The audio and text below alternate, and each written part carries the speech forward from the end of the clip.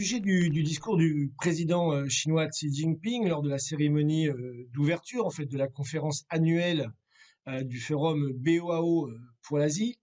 Je retiens d'abord l'adage chinois qu'il a cité au début et qui dit que les difficultés ne sauraient ébranler l'engagement et les épreuves ne sauraient affaiblir la résolution. Et je pense que c'est très important puisque c'est exactement l'état d'esprit dans lequel on doit se trouver aujourd'hui. Parce que, en effet, ce n'est pas les difficultés qui manquent.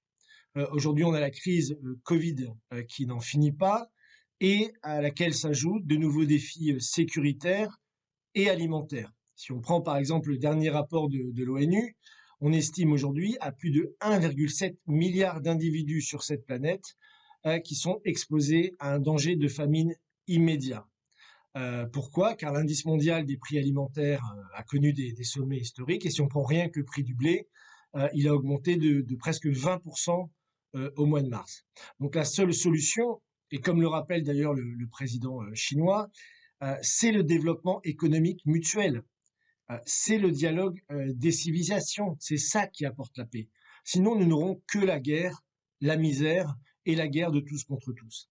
Donc la paix, vous savez, elle ne tombe jamais du ciel. Et le vrai défi aujourd'hui, c'est de s'opposer à la mentalité de guerre froide, à l'unilatéralisme, en refusant une nouvelle politique des blocs qui s'inspire de ce qui avait été fait, par exemple, lors de la conférence de Bandung en 1955. Et d'ailleurs, comme l'a proposé notre institut, l'Institut Schiller, le 9 avril, lors d'une conférence internationale, pour proposer de convoquer d'urgence une conférence internationale pour une nouvelle architecture de sécurité et de développement pour toutes les nations du monde.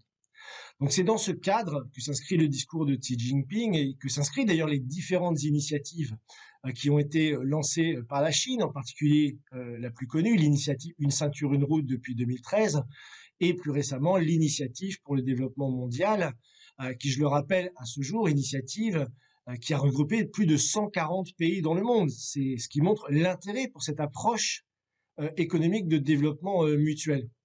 Donc évidemment que la priorité doit être donnée au développement, comme c'est dit dans son discours, et j'insisterai sur un point, surtout sur l'industrialisation, parce que partout où on a vu des pays s'industrialiser, on a vu la paix prospérer. Et le cas le plus marquant, évidemment, c'est ce qu'on a pu voir dans le cadre de la coopération sino-africaine, la coopération lors des sommets du FOCAC. Donc voilà, répétons-le à nouveau, le nouveau nom de la paix, c'est le développement. Et le discours de Xi Jinping lors de cette cérémonie nous y invite pour enfin que nous comprenions que nous vivons tous sous le même ciel et que enfin la coopération au niveau international de toutes les nations doit remplacer la compétition.